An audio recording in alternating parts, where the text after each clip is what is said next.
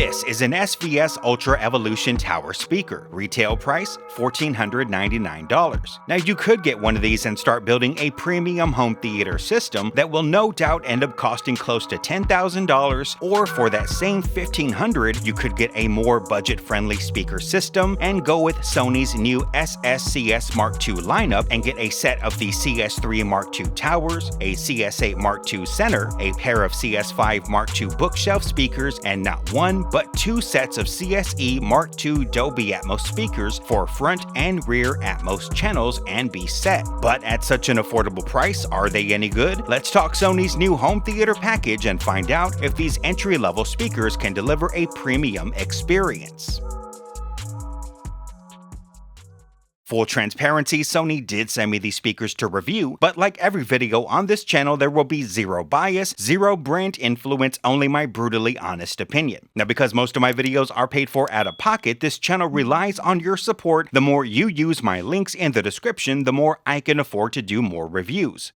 While I haven't heard the original Core Series lineup for comparison, from everything I've gathered it seems the biggest upgrades are in the components used, which aim to deliver a wider soundstage and enhanced dialogue clarity. Premium components like air core conductors in the tweeters and a silicon steel plate in the woofers help improve the overall image, while the new design reduces cabinet noise by tapering the edges of the faceplate to suppress edge diffraction. It still sports a sleek black wood finish with reinforced interior joints that dampen and absorb vibrations, but personally I would still add some isolation like these stands I placed underneath. Every speaker delivers high-resolution audio and is loaded with a 0.98-inch high-precision soft dome tweeter made of polyester fiber and is tuned with sound-absorbing felt to eliminate rear sound pressure, resulting in sharper clarity. The tower and bookshelf speakers have a bonus 0.75-inch wide dispersion or super tweeter with wide directionality for a wider sweet spot, which means more enjoyment for everyone on your couch. And every woofer is made with foam material in its reinforced cellular cone diaphragm instead of paper cones that flex and wear over time. Let's talk about each individual speaker, going over specs along the way.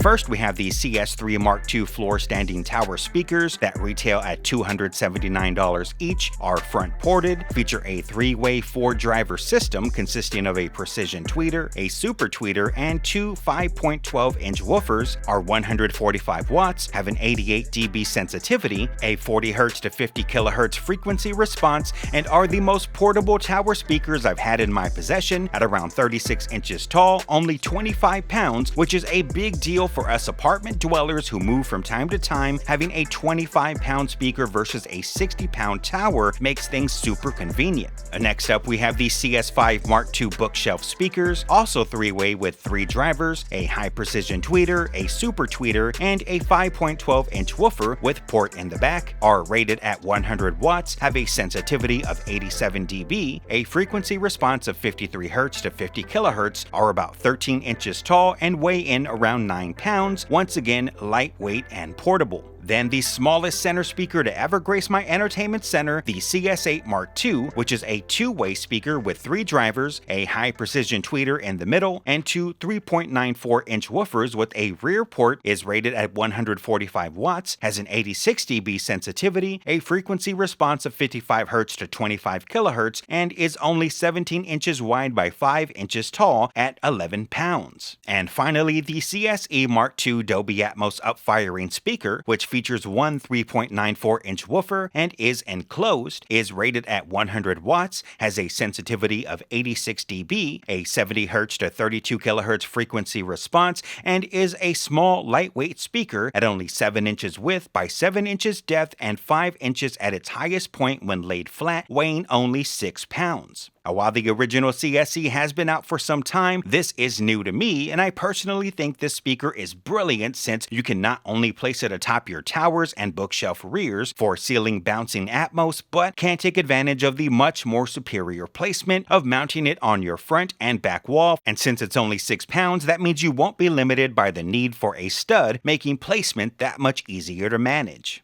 The only speaker not being updated at this time is the SACS9 sub. I'm not sure the reason reasoning behind this, but if the marketing materials are anything to go by, it seems they want you to pair with one of their existing wireless subs, like the SA-SW5 seen in this picture, which means you'll need a compatible Sony receiver. For the sake of this video, I'm only running tests with the speakers in this Mark II lineup. For reference, I'm using a Denon X4800H and have some pretty solid acoustic treatment in my living room. Once calibrated, I started off with my favorite demo movie, Avengers Infinity War, because I know the entire intro sequence and how it should sound, and if first impressions are anything to go by, let's just say I was not expecting an entry-level system priced so low to sound this good. 3D elements were there. When Thanos sets the Power Stone in the gauntlet, you hear the power surge go from the front to back, fully surrounding you as it should. When We Have a Hulk comes into play, and Hulk and Thanos exchange blows, bass response met my expectations, and when the Avengers title hit the screen, my living room felt live and full of energy. I then switched to Civil War, the Washington DC scene at the end. Bullets were flying everywhere, explosions were full and booming. I felt fully immersed. If there was one weakness, I'd say it's due to my placement using the Atmos speakers as upfiring. I would definitely take the time to mount them on your front and back wall.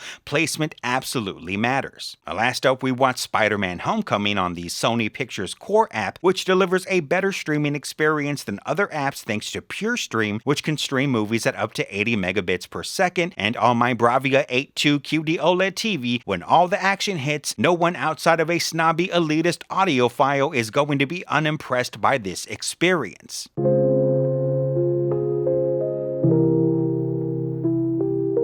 Can it go head-to-head with my SVS system? Of course not, but we're talking $1,500 for a near-complete system versus $1,500 for a single speaker. And I expect anyone who's owned several costly home theater setups would feel the same way. But to my wife, who's your average everyday consumer, who I expect can relate to most people, who don't have deep pockets or experience with multiple high-end home theater systems, and just want a setup that sounds good, she couldn't tell a difference. And if you're looking for a solid entry-level setup that'll really deliver bang for the buck with zero bias, I can confidently recommend the Sony CS Mark II lineup. If you have the budget to afford this system and a receiver to power 2 sets of Atmos channels so you get front and back wall mounted Atmos, or maybe just 2 middle channels on a side wall, then this is going to be a superior experience than any soundbar can offer. So if you're a renter who's ready to upgrade and want a true home theater experience that won't break the bank, this system will serve you well. If you made it this far into the video, comment friends till the end and let me know what you think of this system, or if there's another in the range you think could be better. If there's a product you'd like to see reviewed on this channel, let me know, and be sure to hit that subscribe button and notification bell if you found this helpful. That's going to wrap things up for today. I'll see you next time.